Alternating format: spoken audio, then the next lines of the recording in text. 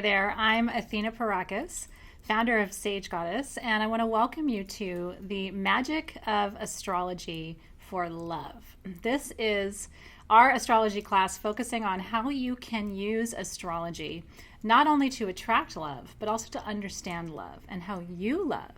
Did you know that within your chart, the placement of Venus in your chart, and in particular what sign Venus is in, actually teaches you everything you need to know about how you love others, and also how you receive love. And so once you become aware of not just what your sun sign tells you about love, and not just what your moon sign tells you about love, and even your rising sign is important when it comes to love too. And I'm going to teach you all about what those signs mean for you personally. But then when we get to Venus, that's when you really come to understand how the divine feminine works in your life. And whether you're male or female, you have an active divine feminine aspect of you. And in fact, your ability to give and receive love well hinges on your understanding of Venus and its placement in your astrological chart. So we're going to talk about all of that in this class. Kind of get your feet wet. This is a little bit of an introductory course, but I think even those of you who are very experienced when it comes to astrology will still learn something new. And if you're thinking to yourself, gosh, Athena, all I know is what my sun sign is, you're still going to find so much richness, I think, here in what I'm going to present to you today that will lead you to have a richer and more meaningful experience of your life. And that's my goal, really. I want you to enjoy your life. And I think knowledge is power. And I think having the astrological understanding, both for yourself and for the ones that you love in your life, can really transform your relationships. So are you ready? Without further ado, let's jump right in. So we're going to begin with Aries. Did you know that technically Aries is the first sign in the zodiac, even though it's not the sign that corresponds with January 1st in the calendar year? And so Aries is a powerful fire sign. And so if Aries is your sun sign, let's talk about what that means for love. You know, Aries is looking for a partner who really believes and listens to them, because Aries is always right. And it's really true. I'm raising an Aries. You might be an Aries. Aries is always right. They have an internal compass that is very accurate. And so whether it's decisions that they make in their life, or it's the way they lead their lives, because they're very powerful figures. Aries are the authority figures of the zodiac, and they're very good leaders. They're natural, gifted, born leaders. In love, Aries wants a partner who's willing to hear them and understand them and make space for them. Aries also needs a partner who's going to lighten up and have fun with them, because even though Aries is a fire sign, very active, sometimes Aries gets stubborn and set in its ways. And so Aries is highly compatible, of course, with the other fire signs. With Leo, for example, Leo's open, warm tenderness in love is very attractive to Aries. And because they're both very powerful fire signs, they understand each other. Same with Sagittarius. You know, Sagittarius is active. It's the outdoor sign. It wants to be going and doing and exploring and experiencing the world. And Aries is curious. So Aries likes the idea of having a partner who's ready to get up and go with them at any time. If your Venus in your birth chart is in Aries, that means you love like an Aries. And what does it mean to love like an Aries? Aries loves with an open heart. But Aries will make you work for their love. Aries is a very outgoing sign. They love to talk, but they're not quick to give their heart away. When they give you their heart, however, it's a very important occasion, and Aries expects you to take care of that heart tenderly. And so that is the beauty, the magic, and the sweetness, I think, of Aries in love. Now, if Aries is your rising sign, and we're going to talk about all of the rising signs tonight.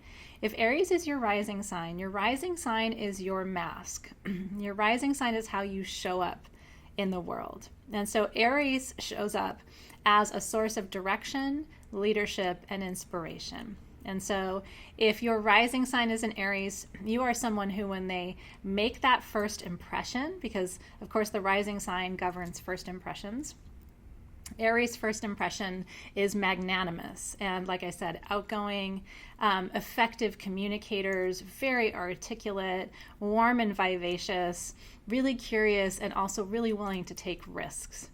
If your moon is in Aries, that means that the subterranean parts of you, the subconscious parts of you, which are all governed by your moon sign, that underneath it all, you're a leader. You may not be an outward leader. You may not be a leader as your day job, but if your moon is in Aries, there's part of you that really does want to change circumstances, take control, and assert your own will. And so being mindful of that too in a relationship, your lover is going to want to include you in the decision-making process if your moon is in Aries. Oh, Aries, what would we do without you? Now let's talk about Taurus and love. Are you ready? Taurus, I can't live without you. I'm a little bit addicted to Taurus, and that's because Taurus is the sign of beauty and pleasure, the aesthetic. And so Taurus loves beauty. They know how to create beauty. Most Taurus are artists. Did you know that? But they're the non-traditional artists. They're the makeup artists. They are the actors. Their art can be through their writing or through their speech or the way they paint. And so Taurus is the sign of beauty and unconventional artistry. So if your sun sign is in Taurus, you love beauty. And so of course you also love people who create beauty around you. Your partner tends to be a source of inspiration for you. And you also really love rich textures in your surroundings. You love soft blankets and pillows at home. Your home has to be comfortable and your bedroom has to be an oasis. And so these are all things to know if you're a Taurus or you're trying to love a Taurus. I will tell you that female Taurians tend to be really attracted to free spirits, to musicians, to people who are on the creative edges of life. Taurus men tend to be really attracted to unconventional women, to partners who think outside the box. And by the way, those wisdoms about who Taurus is attracted to holds true whether it's a male female, female male, male male, female female. What we're talking about astrologically with masculine and feminine is usually embodied in every person. And so just keep in mind that everything I'm telling you applies both to heterosexual relationships as well as homosexual relationships too, transgendered relationships. And so just really interpreting everything I'm sharing with you from a very open perspective. And so if your moon sign is Taurus, that means underneath it all, subconsciously, you desire beauty. You desire to be an instrument of beauty, and you desire to experience beauty. It may not be evident in your outer life, but there is part of you that longs for that. Taurus also, especially Taurus moon, loves quality and luxury. And so you may be craving, especially in love, maybe travel experiences that are very luxurious, the finest of everything. If you're a Taurus rising, then you show up to life as a Taurus, which means you show up as the non-traditional artist, bringing your unique, beautiful fingerprint to everything that you touch in life. And if your Venus is in Taurus, then you are a lover of beauty. You are a lover who expresses your love for others through beauty. Maybe you bring more physical beauty to their life. Maybe it's your own beauty that you cultivate and share with others. You bring some of that into your primary relationship and into your love relationship. Taurus sometimes resists commitment. There can be a stubborn aspect to Taurus. And so it's important to, even in a commitment with Taurus, to allow Taurus to feel free. You don't want to have Taurus feel like they're being held back or constrained. That can develop resentment in the relationship. And so you want to keep that energy flow open with Taurus. But if you love like a Taurus, you love with a stability, a grounding, and a sense of permanence. Taurus can be a very strong and stable partner and also bring a lot of beauty and security to their relationships as well. The beauty and love of Taurus. Now, Gemini. Gemini is the intellect, right? Gemini is the talker of the zodiac. Never underestimate the intellectual capacity of Gemini. They are extremely bright. And all it takes is 5 or 10 minutes talking to them about their favorite subject to realize exactly how gifted they are. Geminis are attracted to people who engage in those lively conversations, people from different walks of life with different experiences. They're genuinely curious people, and they're very thoughtful and caring people too. Gemini is also the sign of the twins, and so in love, Gemini can seem a little unstable at times. meaning that you might have a conversation today with a Gemini, and the conversation may go in a really positive direction, and tomorrow the conversation may go in a different direction. That can even happen within a single day for a Gemini. In relationships, that can keep things really exciting. With a Gemini, sometimes you don't know what you're going to get, and so that can also be a source of excitement and renewal in a relationship too. If you're a Gemini moon, what that means is that you are looking for that intellectual connection on a subconscious level. That could make you an incredibly powerful student, both in terms of classroom studies and also a student of life. If your rising sign is Gemini, everyone will know it because you will walk into the room mid-conversation. Gemini rising are the easiest people to get to know. They're the ones you meet at a party and you're so glad they're there because they're ready to have conversation with you. They're ready to talk. They can talk about almost any subject. They're fun people to be around. If your Venus is in Gemini, the only risk for you is you may make love an intellectual exercise, but love is a lived experience. And so you have to watch out, Gemini, that you don't take what is a really powerful spiritual experience of love and overthink it. But as a Gemini, you're going to be an open communicator in love relationships, and that's why it's so beautiful to be with a Gemini. Geminis are extremely compatible with the other air signs, so that would be your Aquarius and your Libra, of course. Gemini is compatible with almost everyone, though, because they're a curious person by nature. They genuinely want to hear what you think, and they're going to draw out your opinions in conversation. And so I would say Gemini is one of the most versatile signs in love. Let's talk about Cancer. All right, Cancer. Well, Cancer, I will tell you, Cancer men make the best husbands. Cancer women make the best mothers. And so this is one of the most important signs for love because this is the sign of unconditional love. Oh, Cancer, you know how to love to the point where we all feel loved, and it's true and it's authentic, it's accurate, and it's warm and it's nurturing. And so where would we be without our Cancers? If you're a Cancer sun, you love almost without boundaries. You know how to love deeply and truly. And for the people that you love, you will be there whenever they need you for any reason. If you are a Cancer moon, you know, the moon governs sun sign or Cancer. And so that is the moon in its favorite place to be. If your moon is in Cancer, you understand the depth of emotional experience. You are familiar with your own emotions. You're in touch with your own emotions. And most importantly, moon Cancer people have healed their emotions. That makes them uniquely ready for a relationship because they're not bringing their own baggage in.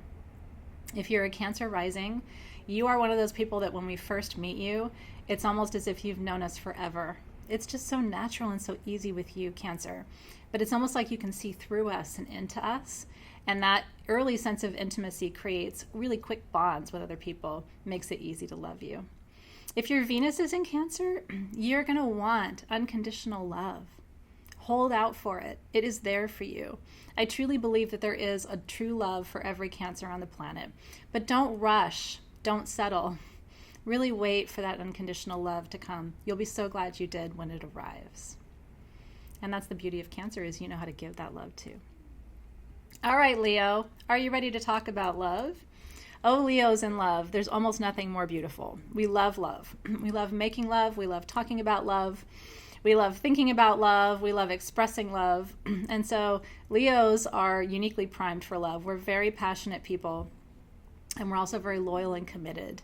And so that makes for a great partnership with almost every sign. Of course, Leo is a strong personality. So you do have to watch out for butting heads. Sometimes a Leo-Scorpio partnership, for example, while it can be extremely passionate, those are the two most passionate signs in the zodiac, in fact. But it can also, when sparks fly, you know, fires can start too. And so you have to watch and make sure that when you pair a very strong sign like Leo with another strong sign like Scorpio, for example, you have to make sure that there is some compatibility. If you're Leo rising, you're an actress or an actor. There's something dynamic about you. You're always putting on a show, and you're here to entertain. In love, you're going to want to hold court too. And so you'll need a partner who can create that kind of space for you to be.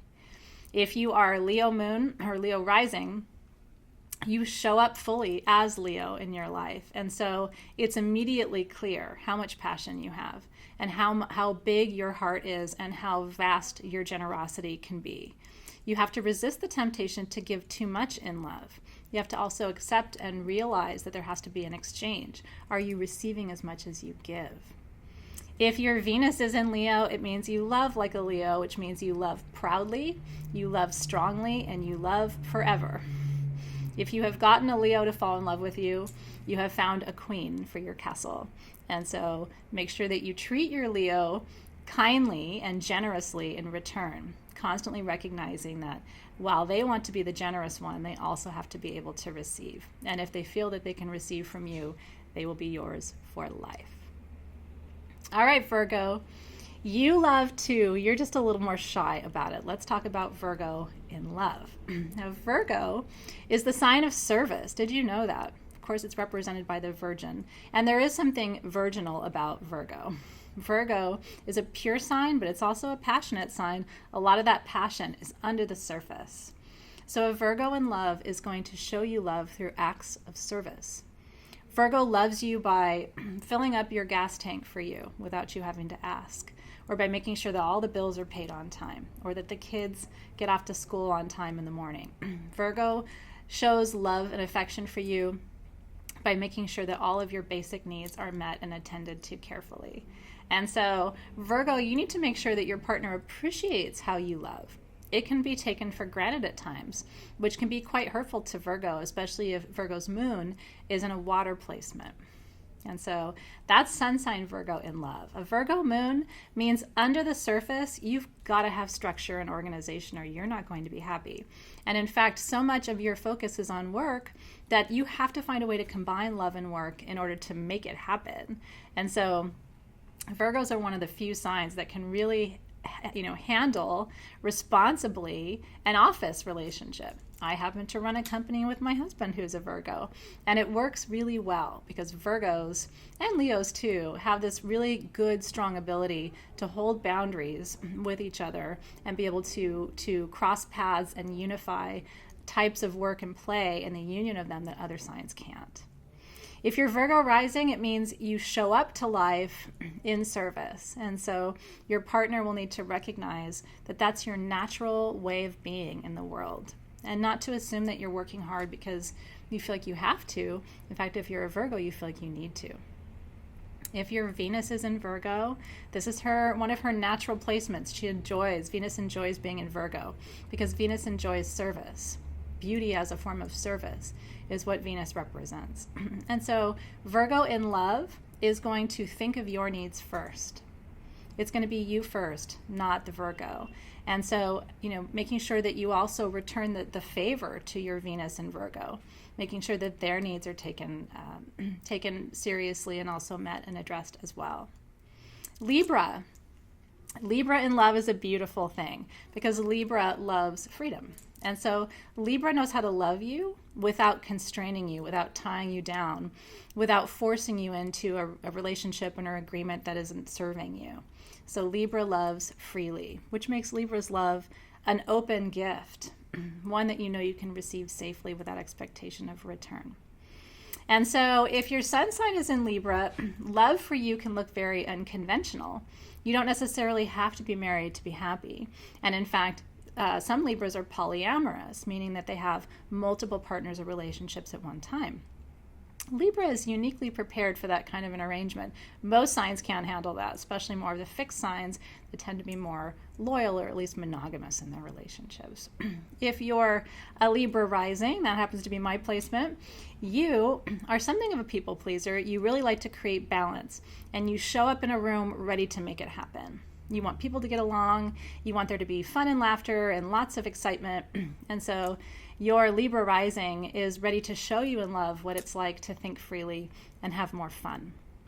If your moon is in Libra, it means that underneath it all, subconsciously, you do wish for balance. And so in your relationship, you're going to be constantly trying to strike the balance between one partner's needs and the other, or how much you travel or stay home, or how much you communicate versus stay in silence with each other. There always has to be some balance being struck for Libra.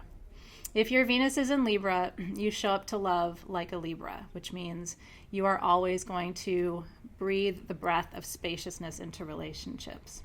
Loving a Libra feels natural. It feels easy. It feels like home. which probably explains why Libras tend to have the longest relationships, because there's never really a need to leave them. And in fact, most of the time, if there's a breakup, it's because Libra has decided to go a different direction. All right, Scorpio. Well, love for you, Scorpio, can look like sex. But there's an emotional intensity for you too, especially if the moon placement is in Scorpio. Scorpio sun people are the scorpions, of course. They have a strong sense of right and wrong, and they have a depth of emotional capacity that surpasses any of the other astrological signs. When Scorpio wants you, that's unlike any other experience in life. To be wanted by a Scorpio is truly a sensual delight. And they're very good in bed, I should add. As Scorpio sun, Scorpio rising, you show up in the world like a Scorpio. And so there's a little bit of an air of mystery about you. You're not easy to figure out. And in fact, your partner's going to have to work for it a little bit. Scorpio moon has a dark edge. It's true, but it's a beautiful thing about you. Scorpio moon really wants to discover the darker edges of everything, including intimacy. And so they're going to expect their partner to grapple with tough issues and tough questions. When there's any kind of conflict, they're going to want to work through it and really figure out a way to take conflict and actually help it create a stronger bond between you. If your Venus is in Scorpio, you are a sensual creature and you should own it. It means that you show up to your relationship in a full physical capacity and you're capable of creating sensual pleasures for your partner that are beyond what's capable for most of the astrological signs. So if you are with a Venus in Scorpio, or a sun or moon or rising Scorpio, count yourself lucky. They're very discerning and picky partners, and they're also very sensual and attractive partners too. Sagittarius. Oh, Sagittarius. Sagittarius is the wanderer. They wander in and they wander out. Sagittarius is the sign in the zodiac that struggles most with monogamy and commitment. And so Sagittarians tend to get married later in life or not married at all. There tends to be some rates of infidelity, although you have many very loyal Sagittarians, so I'm not necessarily saying that they will be unfaithful, but there is a tendency there. If your sun is in Sagittarius, you need to give yourself freedom. And you need to give yourself freedom to be outside. And I mean not just outside physically outdoors, but outside the box. You're much like Libra, which you should know means that Sagittarians and Libras hit it off very well. They see the world through the same lens, which is a lens of freedom and opportunity. Sagittarians are going to be more aggressive in pursuing that freedom because they're a fire sign. Libra is going to be a little more hesitant because they're an air sign. They're thinking through all the consequences and potential outcomes of their actions. Sagittarius moon, which is where my placement is, we are fascinated by the mystery. We want there to be something a little bit aloof about you as a partner. We don't want to figure it all out right away. We kind of want to coax it out of you. So be a little mysterious if you are trying to seduce a Sagittarius, whether it's sun, moon, or rising. Let there be something about you that isn't totally obvious. That will be very sexy to them. And if you're Sag rising, it means you kind of bounce through life. You've got a little bit of just effervescent, bubbly, and frankly, very, elusive energy, but also very charismatic energy.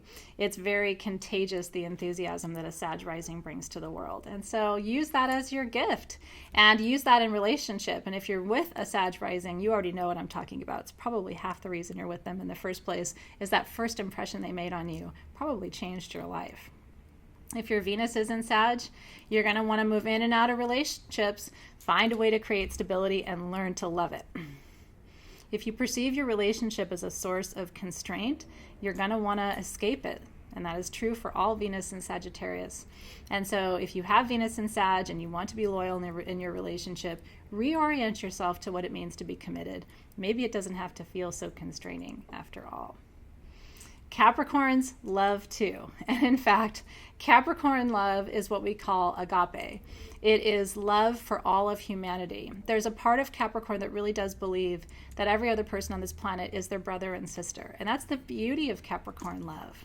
The challenge of Capricorn love is that because they have a deep sense of agape or love for all humankind, it's very difficult for Capricorn to prioritize one person or one partner over everyone else.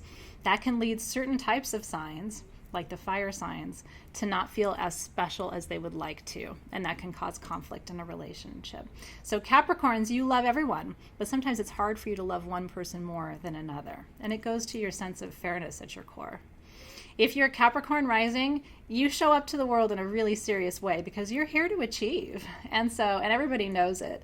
Try to strike a balance, Capricorn, between your professional goals and your emotional or spiritual or love goals, your relationship goals, because you don't want to sacrifice one at the altar of the other.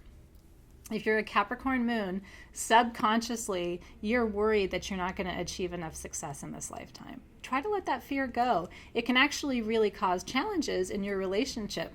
You want your partner to feel like your priority is the relationship.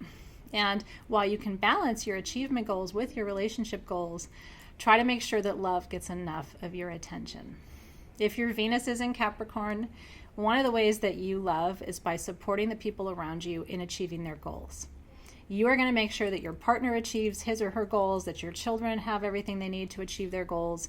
And that's going to be the role that you play in a lot of your primary and interpersonal relationships. You are the master life coach, Capricorn, if only everyone would take your advice. Aquarius, you are the free thinker. You are the independent. You are not going to be swayed or persuaded by any views unless you really do believe heart and soul that they are true. Aquarius, you also just like to do things differently. You have to admit it. And so you do things differently just for the sake of saying, this is different. And that's the same in love. You don't like to be loved the way everybody else is loved, and you don't like to love the way everybody else loves. And in fact, you don't even want to feel like that expectation is upon you. If you're with an Aquarius, give them the freedom they need to travel. Give them the freedom that they need to think differently about love. They will reward you with a very stable, exciting, and spontaneous relationship. If you're Aquarius rising, everybody knows it. You dress differently, you talk differently, you may even drive a different kind of car. Certainly you have a different kind of job. And that all works for you because you're the sign of doing it differently just because. If you're an Aquarius moon, you may have some subconscious fears that maybe your difference isn't a good thing. Always remember, Aquarius, that you're here to teach us how to integrate our own differences and not to be so afraid of what makes us unique. So we need that gift in you. Don't second guess it in yourself. If your Venus is an Aquarius, then you love like an Aquarius, which means you're always going to make space for my needs, and you're not going to expect me to look like everybody else or do what everybody else does. And so I'll be a unique human being too. You give permission to your lover to be different, Aquarius, and that is the primary gift that you bring to the world. We're so grateful that you do, and we appreciate you. Aquarians make really good parents because they can sometimes be overprotective, but it's only in service of making sure that their child's life and their partner's life too is set up so that they can experiment and explore. They recognize how beautiful that is and how much beauty it can cultivate in life. Pisces, the last sign in our conversation today. How does Pisces love? Pisces is a sign of dreams and imagination. Pisces really believes in true love and romance. And don't ever tell them it's not real because they know it is. Pisces has the heart of a child no matter how old they are. And how does a child love? Pisces loves unconditionally. When a Pisces tells you they love you, it's through and through. And it's heart and soul. And it's for a lifetime. This is the sign of Santa Claus and the Tooth Fairy and the Easter Bunny.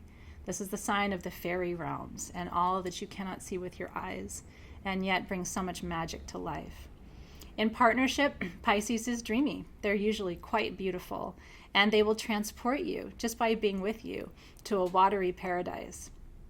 Pisces loves to include water in their love relationships, whether it's taking a sensual bath together or taking vacations to places where they can play in the water and the beach and the ocean. Pisces is a watery sign, and water is a symbol of love for them. If you're a Pisces rising, you show up to the world as a Pisces, meaning that you show up as the tender, beautiful, dreaming child with the wide eyes and the big dreams. And you are here to always remind us that magic is real. And even in relationship, you do that. Pisces is a beautiful mirror of the soul. And so what Pisces shows each one of us is our own inner beauty, our own inner child, and how beautiful and needed and desired and appreciated that little inner part of us really is. If you're a Pisces moon, no matter what your sun sign is in love, that makes you mushy. There's a little tender part inside of you. You might protect it, so maybe not everybody knows how tender and mushy you are on the inside. But Pisces moon, you do eventually find a partner that it's safe to share that little tender part of your inside with. Now, if your Venus is in Pisces, that means you love like a Pisces, which means all in, romance, candlelight, setting up an entire scenario. It's not just dinner, it's a candlelit dinner, and maybe there are violins playing in the background, and maybe you've decorated so that the entire environment and ambiance of your dining room or your bedroom looks like all of a sudden you're in Venice. And that's because for Pisces, in their dreams and visions, maybe you are. The imagination is vivid with Pisces, and so indulge it and allow that Venus in Pisces to teach you that love can be romantic and dreamy no matter how old you are and no matter how long you've been together.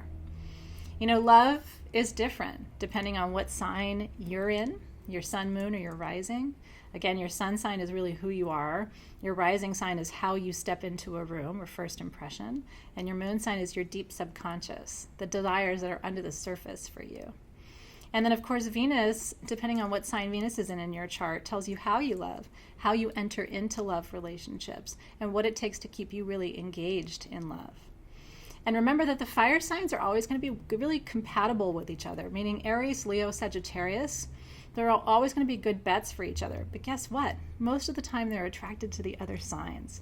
And that's because opposites attract. And so the earth signs oftentimes do better with the fire signs where there's some balance, right?